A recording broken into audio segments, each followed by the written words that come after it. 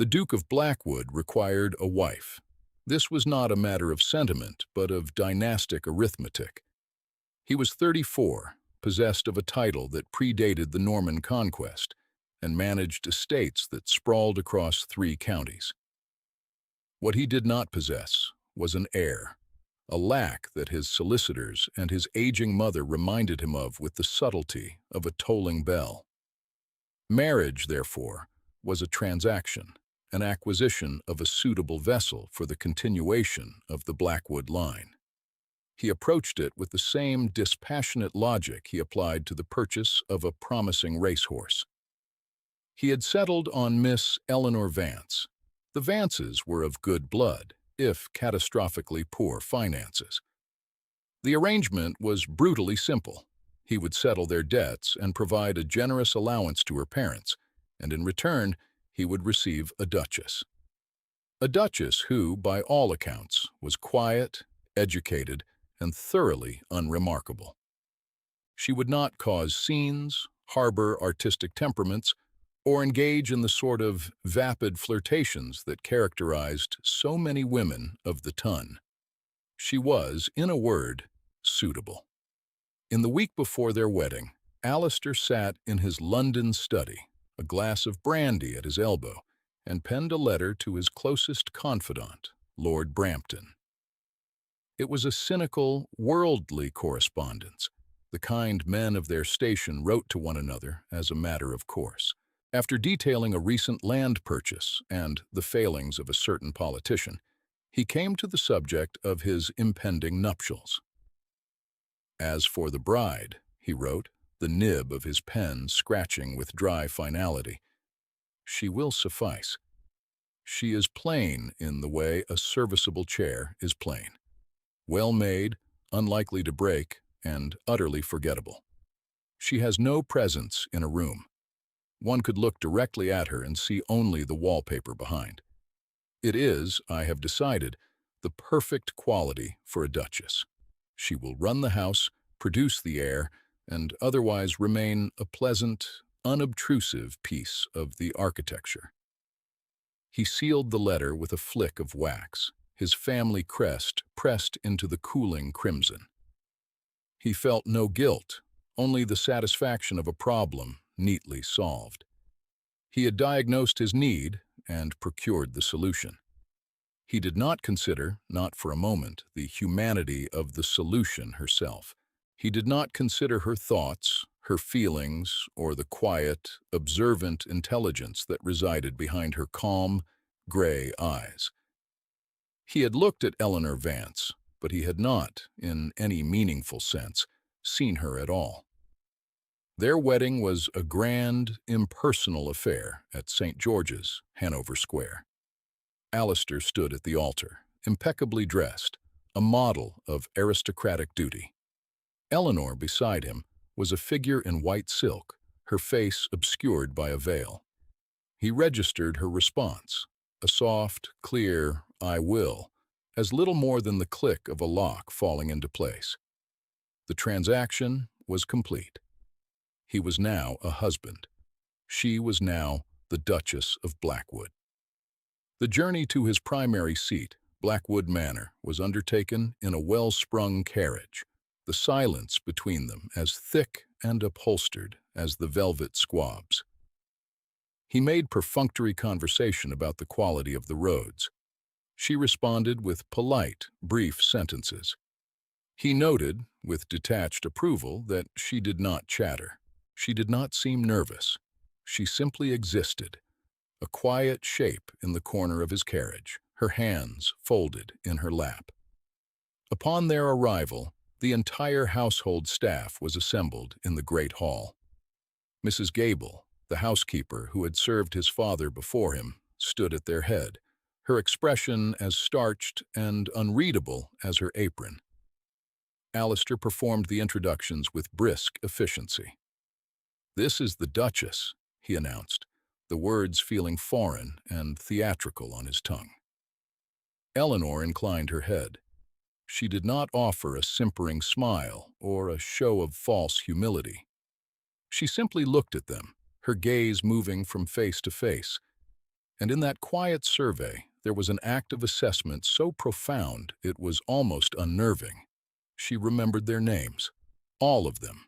Later that evening, when a young footman stumbled and nearly dropped a tureen of soup, she addressed him quietly.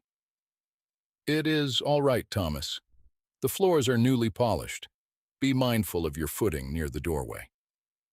The boy looked at her, astonished that the remote, new Duchess knew his name and had noticed the specific cause of his misstep. Alistair, seated at the head of the long, gleaming table, noticed only the slight delay in the serving of the soup. The first week of their marriage established a rhythm. Alistair spent his days with his estate manager or locked in his study with ledgers and maps. Eleanor, now Her Grace, the Duchess of Blackwood, was given the household keys by a circumspect Mrs. Gable. It was a symbolic abdication of power, a test. The house was Alistair's domain, but its smooth functioning had been Mrs. Gable's life's work. Alistair expected a period of feminine flustering, of delegated decisions and confused questions. He expected to be bothered. He was not bothered. Instead, a subtle transformation began to occur within the walls of Blackwood Manor. It was not a revolution, but a series of quiet, intelligent adjustments. The draft in the West Gallery that had been a feature of the house for a century was, within 3 days, gone. The persistent squeak in the third step of the grand staircase vanished. The menus, which had been ossified in a rotation of heavy, traditional fare, began to feature lighter, more seasonal dishes, a change the cook later confessed was the Duchess's suggestion, offered after a thoughtful review of the kitchen's pantry and the local market's offerings. Alistair noticed these things only peripherally, as one notices the background hum of a well-oiled machine. It was efficient. It was what he had paid for. He was pleased. One afternoon, he entered the cavernous library, a space that was more a museum of leather-bound volumes than a place for reading. He found Eleanor not in a feminine posture by the fire with a novel, but standing on a wheeled ladder, her back to him, carefully examining a folio on a high shelf. "What are you doing?" he asked. His tone was not accusatory, merely surprised. She did not startle. She finished placing the book back in its slot before turning. "I am cataloging the collection, Your Grace. There appear to be a number of first editions that are unrecorded and improperly stored. The vellum on this one," she gestured toward the book, "is becoming brittle from the proximity to the flue." Alistair stared. His father had hired a man from Oxford to catalog the library a decade ago. It had taken him 6 months and cost a small fortune. "You are cataloging it yourself?" "It is a pleasant way to acquaint myself with the house," she said simply, her hands dusty with the neglect of ages. "And it needs to be done. There is a copy of the Hypnerotomachia polyphili on the bottom shelf that is developing foxing. It should be in a climate-controlled case." He knew the name of the book. It was one of the most valuable incunabula in existence. He had not known he owned a copy. He had assumed it was just another old, brown book. He felt a flicker of something. Not quite admiration, but a grudging recalibration. His serviceable chair had, it seemed, a surprising knowledge of antique books. "Very well," he said, retreating. "See that you do not damage anything." It was a churlish, defensive remark, and he knew it the moment it left his lips. He had intended to convey authority. Instead, he had sounded like a fool. From her perch on the ladder, Eleanor merely inclined her head, a silent acknowledgment of his title, if not his expertise. A few nights later, they had guests for dinner, a neighboring baron and his wife. The conversation was stultifyingly dull, revolving around crop yields and local gossip. Alistair was bored. He glanced down the table at his wife. She was listening, her expression serene. The Baron was pontificating about a recent bill in Parliament, getting the details hopelessly muddled. And so, you see, the import tariffs on French lace will utterly ruin the domestic market, the Baron concluded, pleased with his own analysis. There was a small, perfect silence. Then Eleanor spoke, her voice soft but clear. I believe, Lord Ashworth, that the bill applies only to machine-made lace, not the handmade variety. It is intended to protect the cottage industries in Honiton and Buckinghamshire, not harm them. She took a delicate sip of water. My cousin's husband sits on the trade committee. He was quite vexed about the initial wording. The Baron blinked, his mouth slightly agape. He mumbled something about having been misinformed. His wife shot Eleanor a look of pure, unadulterated venom. Alistair felt a strange, unfamiliar surge of something that might have been pride. It was quickly suppressed. An intelligent wife could be a liability, a source of complication. Still, the rest of the dinner was markedly less tedious. He found himself watching her, noticing for the first time the way she used her quietness not as a shield, but as a space from which to observe. She was present, and she was absent. She was there, and she was not there. She ran his household with the precision of a master watchmaker. She charmed his tenants with her genuine interest in their lives. She played the pianoforte in the evenings, filling the cavernous drawing room with the intricate, mathematical beauty of Bach, music that seemed to mirror the orderly workings of her own mind. Alistair found it all satisfactory. He had made a good bargain. His life was easier, more comfortable. The machine was running perfectly. He did not feel love, nor did he expect to. He felt a placid contentment. He had acquired a duchess, and she was performing her duties beyond expectation.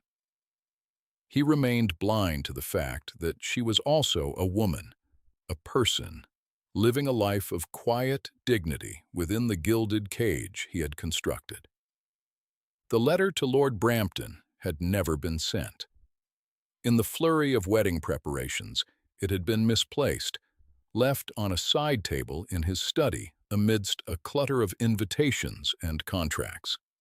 Alistair had forgotten its existence entirely. 2 months into their marriage, Eleanor went into his study in search of a new ledger for the household accounts. Mrs. Gable had informed her that the current one was nearly full, and the Duke kept the stationery supplies in the bottom drawer of his vast mahogany desk. It was a space redolent of him, leather, old paper, and the faint, sharp scent of ink. She felt like an intruder, but the task was a necessary one. She found the ledgers, but as she was closing the drawer, a sheet of his heavy, cream-colored stationery, folded but unsealed, caught her eye. It had slipped down behind a stack of papers. Thinking it was a stray piece of correspondence that needed to be filed or posted, she picked it up. His handwriting was unmistakable, bold, decisive, impatient. It was addressed to Lord Brampton. Curiosity was not a vice she typically indulged, but something compelled her. Perhaps it was the date, from the week before their wedding. Perhaps it was the simple, human desire to understand the man whose name she now bore, the man who shared her house and her table, but never his thoughts. She unfolded the single sheet of paper.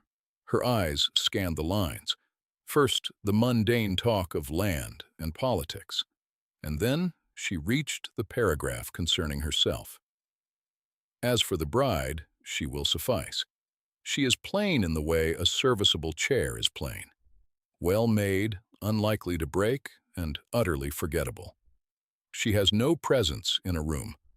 One could look directly at her and see only the wallpaper behind. It is, I have decided, the perfect quality for a duchess. The world did not tilt. Her breath did not catch. There was no sudden, dramatic sting of tears. There was only a profound, arctic cold that settled deep in her bones. It was the cold of absolute clarity. She did not crumple the paper.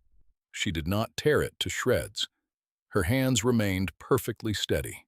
She read the paragraph again and then a third time, committing the brutal poetry of his dismissal to memory. A serviceable chair, utterly forgettable, the wallpaper behind. It was not the insult to her appearance that struck her. She had no illusions about her beauty. She was not a diamond of the first water, and she knew it. It was the calculated erasure of herself, the clinical appraisal of her as an object, a tool whose primary virtue was its own invisibility. He had not married a woman. He had acquired a function. And in that moment, standing in the silent, masculine heart of his domain, Eleanor understood her marriage with perfect, painful precision. It was a contract. He had fulfilled his side by settling her family's debts. She was fulfilling hers by running his house. But she had been giving more than the contract required. She had been giving her intelligence, her care, her music, the small, unspoken parts of herself. She had been trying to make a home of this house. No more. A door closed quietly, deep inside her. It made no sound, but its closing was as final as a tomb being sealed. He wanted a duchess who was a pleasant, unobtrusive piece of the architecture. Very well.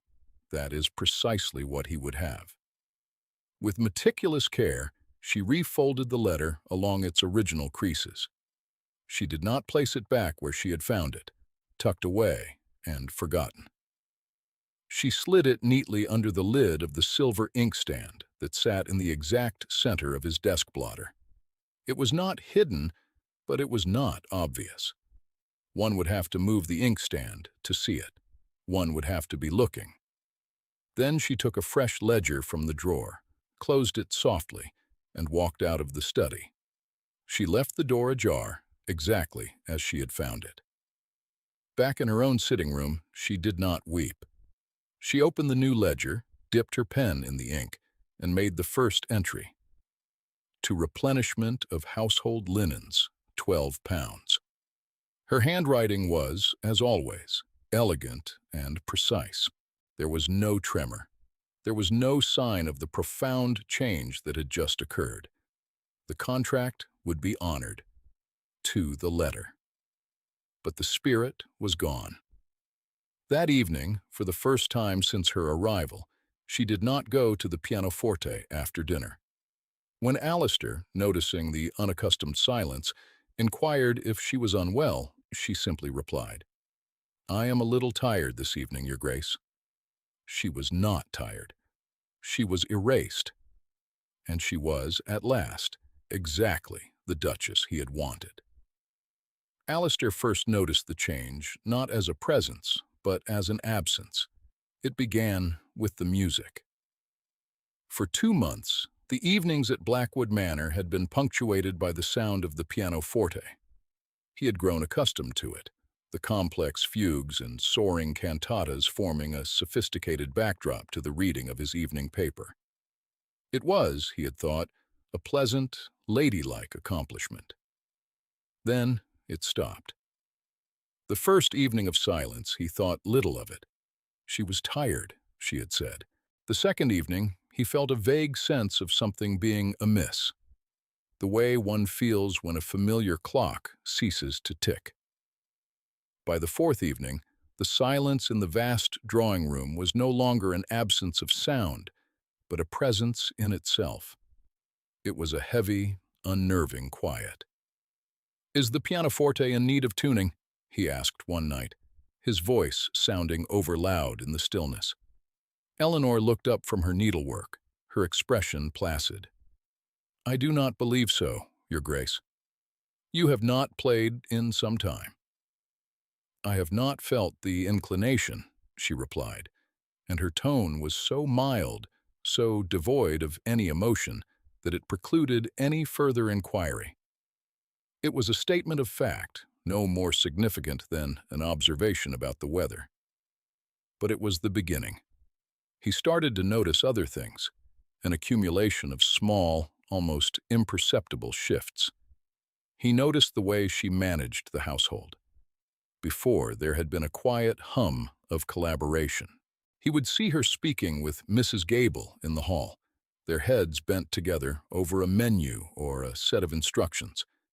He would overhear her discussing the gardens with the head gardener, suggesting a new layout for the rose beds. Now, the house ran just as perfectly, perhaps even more so, but it was a cold, flawless efficiency. She gave her orders in the morning in a clear, concise list. There were no more discussions. There was no more collaboration. The soul had been removed, leaving only the skeleton of duty. He noticed the library. It was impeccably tidy. The cataloging project, he discovered, was complete. The valuable books were secured. The shelves were ordered and dusted. But she was never in there anymore. The room had reverted to its former state, a mausoleum of books. The small table where she used to sit, surrounded by volumes, was perpetually clear, its polished surface reflecting the dim light like dark water. He noticed it at the dinner table. Their conversations had never been intimate, but they had existed. She had offered observations, corrected boorish lords, spoken of the books she was reading. Now she was a silent partner to his solitude. She answered his questions politely. She never offered an opinion. She never initiated a topic. She sat at the far end of the table, a beautiful, still figure, and ate her food. He felt, absurdly, as though he were dining alone. She was present, and she was absent. She was there, and she was not there. The phrase, once his own private assessment, now echoed in his mind with a new, mocking resonance. He had wanted an unobtrusive piece of architecture, and he had gotten one. The problem was, he was beginning to realize how much he missed the woman she had been before she became so perfect. His confusion curdled into irritation. What was wrong with her? Was this some sort of feminine pique? A silent, childish tantrum? He had given her a title, wealth, security. He had saved her family from ruin. He had been a perfectly correct, if not doting, husband. He had fulfilled his end of the bargain. What more could she possibly want? He thought about her quiet competence, the way she had mastered the complexities of his estate. He thought about her surprising wit, the flash of intelligence that had so startled Lord Ashworth. He thought about the music, how it had filled the empty spaces of his house and his evenings. He had looked at her and seen wallpaper. He was beginning to suspect the wallpaper was more interesting than the entire room. The turning point came not from her, but from Mrs. Gable. The housekeeper requested a meeting with him in his study, a rare and formal occurrence. She stood before his desk, her hands clasped, her back ramrod straight. "Your Grace," she began, "I am concerned about the Duchess." Alistair stiffened. "Is she ill?" "No, Your Grace, not in body." Mrs. Gable paused, choosing her words with the care of a diplomat. "But she is diminished. It is as if the light in her has been turned down. She performs her duties perfectly. The house has never been better managed. But she does not smile. She does not linger. She speaks only when necessary. The staff are all remarking upon it. They miss her. They miss her." The words landed like stones in the quiet of the study. He realized, with a jolt, that he missed her, too. He missed the woman he had barely bothered to know.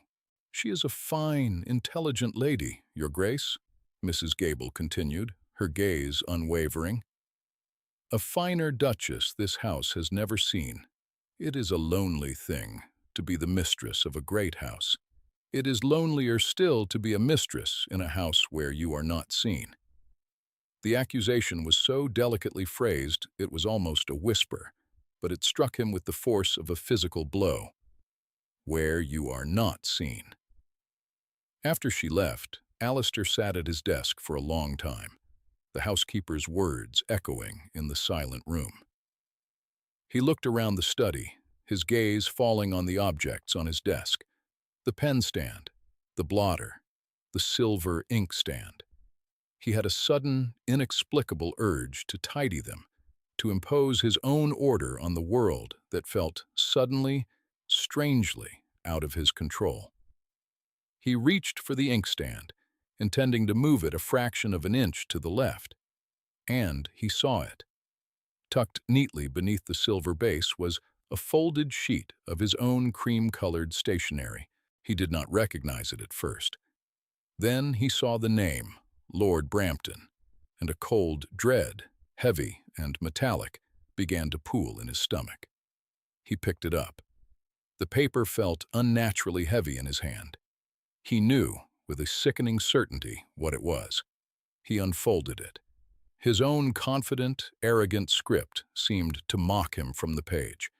He read the words, the cruel, dismissive, unthinking words he had written in this very room.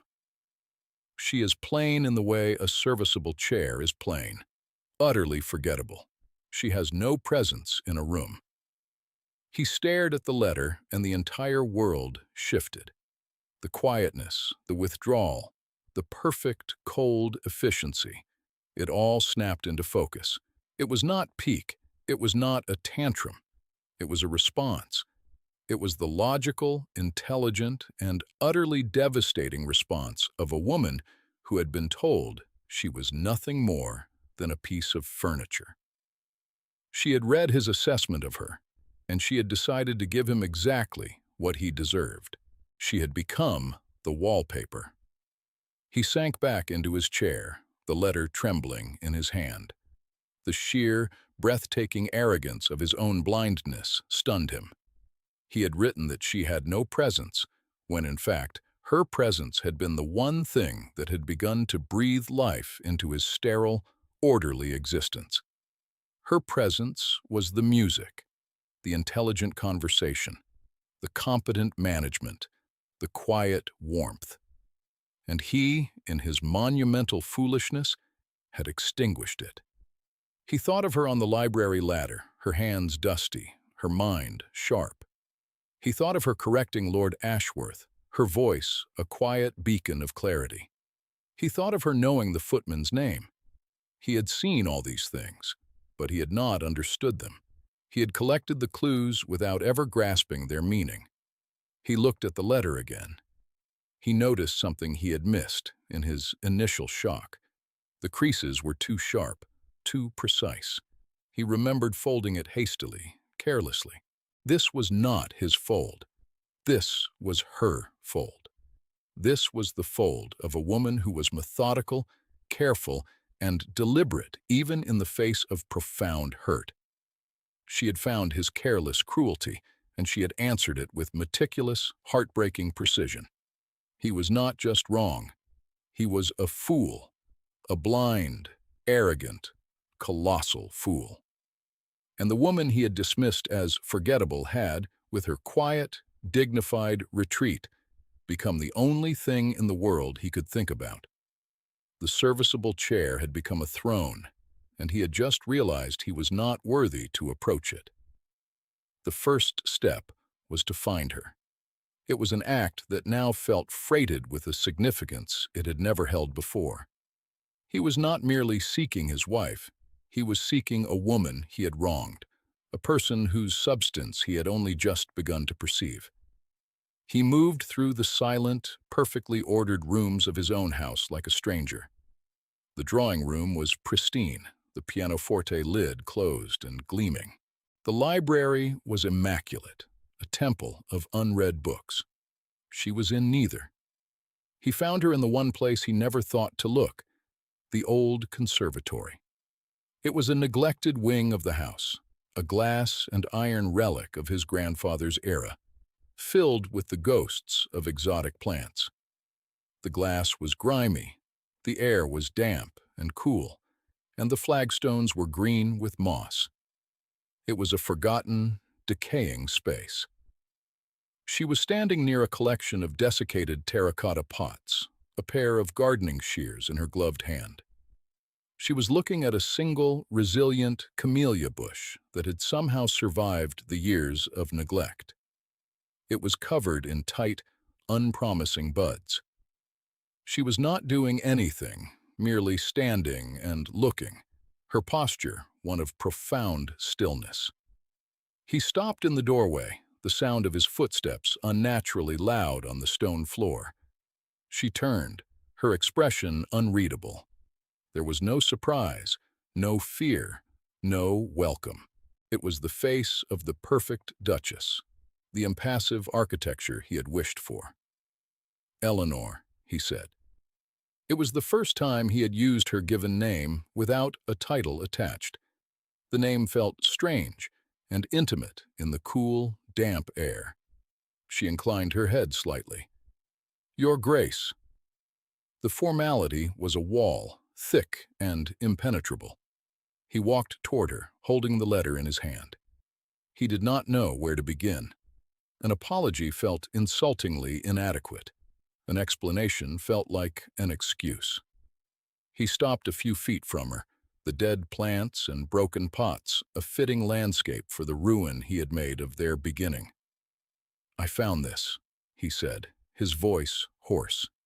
He held up the letter. Her gaze flickered to the paper, then back to his face. There was no change in her expression. "I see. You read it." It was not a question. It was a statement of devastating fact. Yes. The single word held no anger, no recrimination. It was simple, factual, and more damning than any tirade. He had expected tears, shouting, a dramatic confrontation. He was met with the quiet, unassailable dignity of a woman who had already processed her pain and moved beyond it. He was not a participant in her grief. He was merely a late observer of its aftermath. "I was wrong," he said, the words feeling small and useless. "What I wrote, it was the pronouncement of a blind man, a fool." He waited. He wanted her to rage, to accuse him, to give him something to fight against. But she remained silent, her gray eyes watching him, waiting. She was making him do the work. She was making him articulate the full scope of his failure. "I wrote that you had no presence," he continued, his voice raw with a self-loathing that was entirely new to him. "I wrote that you were forgettable. It is the single most idiotic thing I have ever committed to paper. Your presence, it was the music in the evenings. It was the intelligence in the library. It was the kindness you showed to a clumsy footman. It was the life that was beginning to seep back into this house. A life I hadn't even realized was missing." He took a step closer. "I looked at you, and I saw a solution to a problem. I saw a title and a function. I did not see a person. I did not see you. And that blindness is my fault, and my shame, entirely." She finally spoke, her voice still quiet, but with a new edge of sharp, analytical clarity. "You saw what you expected to see, Your Grace. It is a common failing. You required a serviceable object, and so you perceived one. The error was not in your perception, but in your requirement." He felt the truth of her words like a physical blow. She was not just telling him he was wrong, she was dissecting the very foundation of his worldview. She was holding up a mirror to the cold, transactional man he had been. "I want to change the requirement," he said, his voice dropping to a near whisper. "I don't want a serviceable duchess. I want my wife. I want Eleanor." She looked from his face to the sad, forgotten camellia bush. "These buds," she said, her voice soft again. "They are closed so tightly because the conditions are not right. Not enough light, not enough warmth. They will not bloom simply because one demands it." The metaphor was as clear as it was devastating. She was the camellia. He was the cold, dim conservatory. "Then I will change the conditions," he said, with a desperate urgency. "I will let in the light. I will bring the warmth. Tell me how." A long silence stretched between them. For the first time, a flicker of something vulnerable showed in her eyes, a hint of the pain he had caused, a ghost of the woman she had been before she closed that door inside herself. "You cannot simply demand it," she repeated softly. "It is not a transaction, Your Grace. It is not a debt to be settled or a contract to be renegotiated. It is a garden to be tended, and you have been absent for a very long time." She turned then and walked past him, out of the conservatory, leaving him alone with the dying plants, the grime, and the full, crushing weight of his epiphany. He had confessed. He had admitted his fault. But he understood now that this was not the end of the matter. It was merely the beginning of his penance. That evening, he took a decisive, public step. He wrote a short, brutal letter to Lord Brampton, informing him that their long acquaintance was at an end. He did not explain why. He simply stated that their values were no longer aligned. He was severing his ties to the man who represented his old self, the cynical, worldly duke who traded witticisms about the women he used. He was burning the bridge back to the man he no longer wanted to be. He was choosing the conservatory over the club. He did not tell Eleanor he had done this. It was not an act for her to see. It was an act for him to perform, the first tilling of the soil in a long neglected garden. Eleanor did not capitulate. His confession in the conservatory had not magically unlocked the door she had closed. It had, perhaps, allowed a single ray of light to shine beneath it, but the door itself remained firmly shut. She had laid out her terms not with demands, but with a metaphor. It is a garden to be tended. He had demanded a bloom. She had told him to learn how to tend the soil. And so Alistair, the Duke of Blackwood, a man accustomed to command and immediate obedience, began the slow, humbling work of a gardener. He did not make grand gestures. He understood instinctively that this was not a problem to be solved with jewels or extravagant gifts.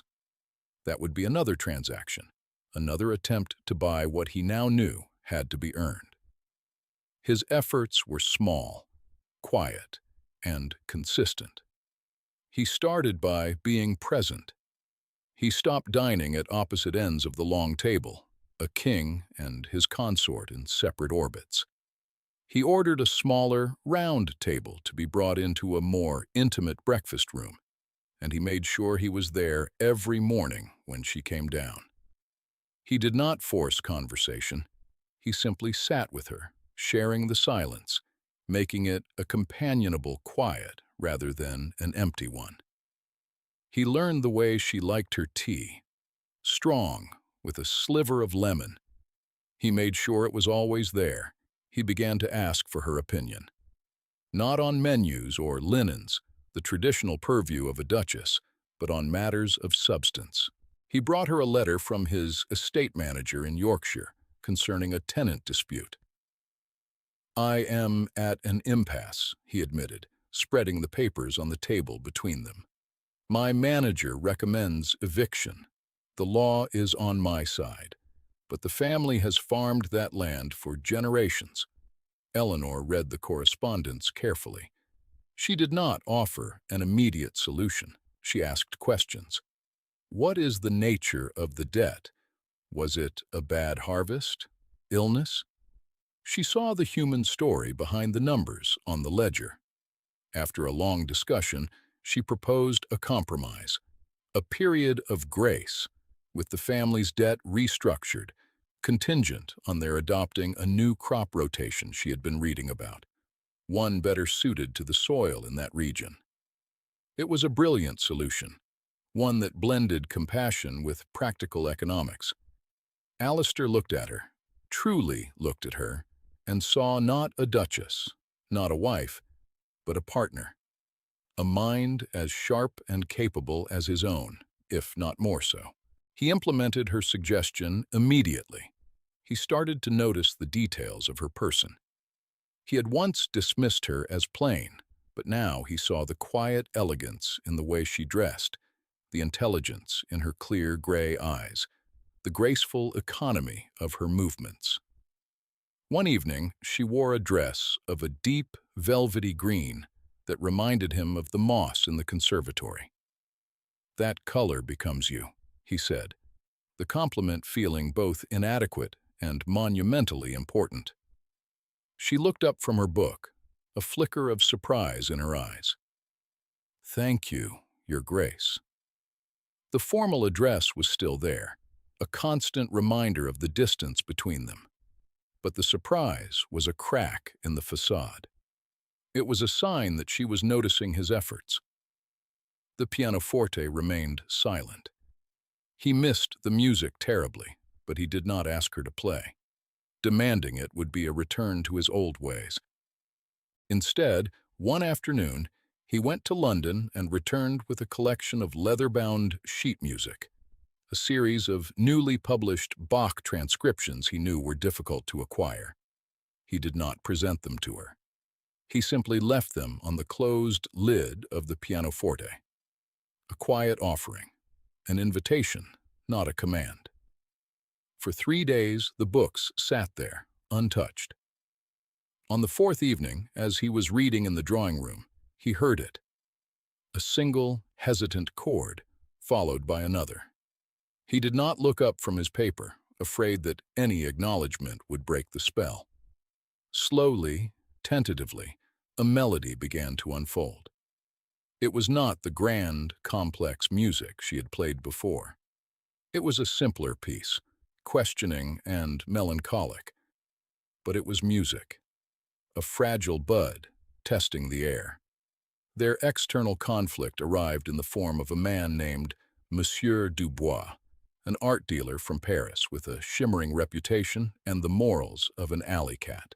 He arrived at Blackwood with letters of introduction, claiming to have information about a pair of Canaletto paintings that had been sold off by Alistair's grandfather. Dubois asserted that the paintings sold were fakes and that he had located the originals. He offered to broker their repurchase for a significant sum. The old Alistair would have handled this himself, relying on his solicitors and his own judgment. The new Alistair brought the matter to Eleanor. They sat together in the library, her library, he now thought of it, and examined the provenance documents Dubois had provided. "It seems plausible," Alistair said, frowning at the complex trail of ownership. Eleanor was silent, her finger tracing a line in one of the documents. "This seal," she said finally, "it is from the collection of the Comte de Vaudreuil. But it is the wrong seal. This is the one he used for his personal correspondence. His seal for acquisitions and sales was different. It included his wife's coat of arms after their marriage in 1789. This document is dated 1791. Alistair stared at her. "How could you possibly know that?" "When I was cataloging your books, I found a volume of the Comte's letters. He was a fastidious man. There was an entire chapter in his biography dedicated to the design of his various seals." She tapped the document. "This is a forgery, a very, very good one. But it is wrong." They worked together, their minds in perfect sync. He used his contacts to inquire about Dubois' recent dealings in London. She used her meticulous research skills to find further discrepancies in the documents. They discovered that Dubois was running a sophisticated scam, using forged provenance to sell mediocre copies of masterpieces to unsuspecting aristocrats. The confrontation with Dubois was a work of art in itself. Alistair invited him to the library, with Eleanor present. He allowed the dealer to make his final, confident pitch. When he was finished, Alistair smiled faintly. "Monsieur Dubois," he said, "my wife has a question for you." Eleanor, calm and composed, simply pointed to the seal. "Could you explain, monsieur, why the Comte de Vaudreuil would use his personal stationery seal on a document of sale 2 years after his marriage, when it was his well-known practice to use his marital seal on all official transactions?" The color drained from Dubois' face. He began to bluster, but Alistair cut him off, laying out the other pieces of evidence they had gathered. The man was ruined. He left Blackwood Manor a broken fraud, his reputation shattered. That night, after their silent, victorious dinner, Alistair followed Eleanor into the drawing room.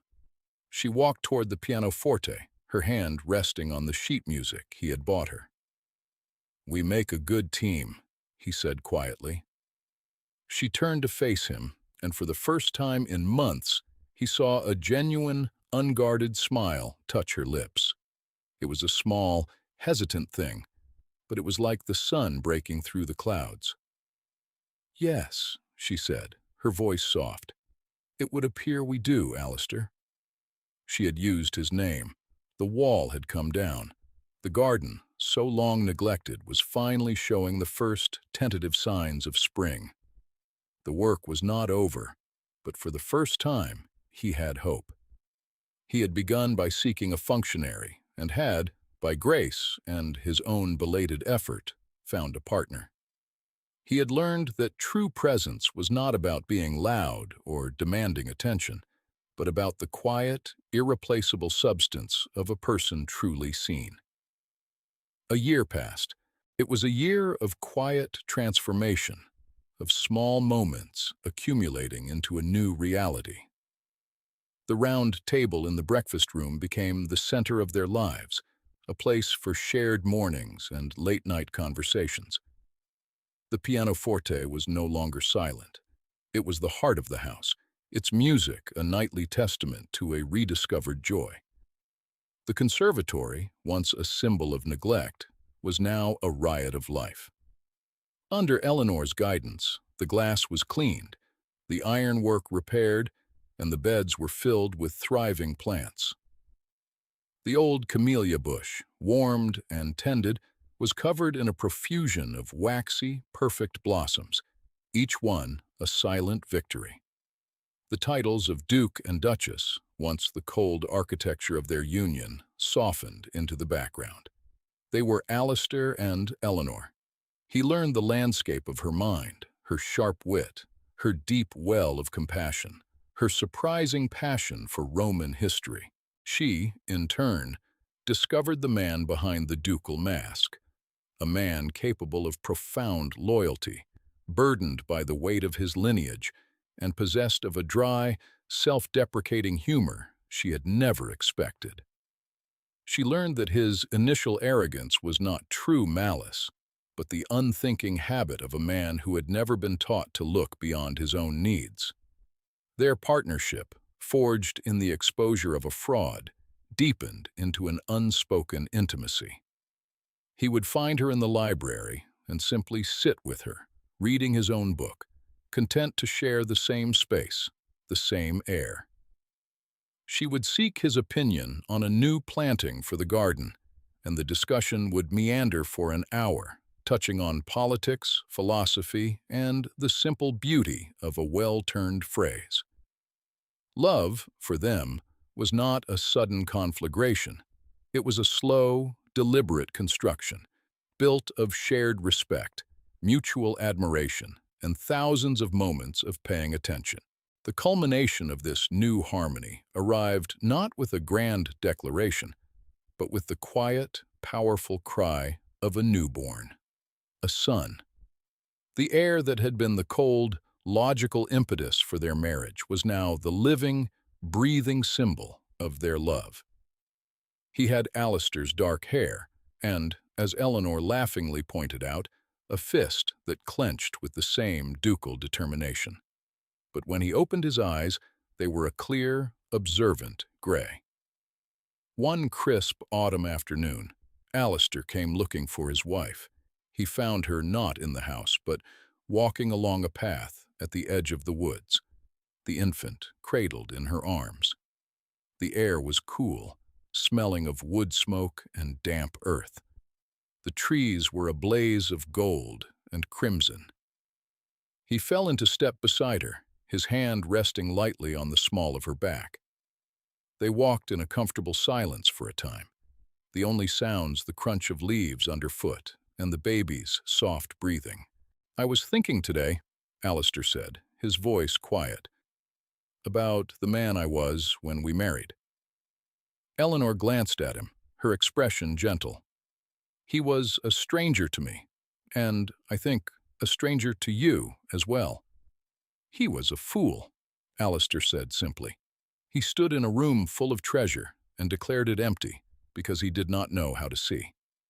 He stopped walking and turned to face her, his gaze full of a love so profound it was almost painful. "Thank you," he whispered. "For what?" she asked, her brow furrowing in confusion. "For giving you a son?" "No," he said, reaching out to gently touch the baby's cheek. "Although I thank you for him every day. Thank you for not leaving. Thank you for having the grace and the strength to show me how to see. You could have left. You could have remained a stranger. Instead, you taught me a new language." He looked at her, at his wife, his partner, the center of his world. The woman he had once dismissed as having no presence now occupied every corner of his heart, every thought in his mind. Her presence was the organizing principle of his entire existence. The room had not just reorganized itself around her, his entire world had. "I love you, Eleanor," he said. The words were not a confession of a new feeling, but a statement of a truth that now felt as fundamental as the ground beneath their feet. She smiled, a slow, radiant smile that held all the warmth of their rebuilt life. She leaned in and rested her head against his shoulder. "I know," she said softly. "I love you too, Alistair." They stood there for a long time as the sun began to set, casting long shadows through the trees. He was no longer the duke who required a wife, and she was no longer the woman who needed a savior.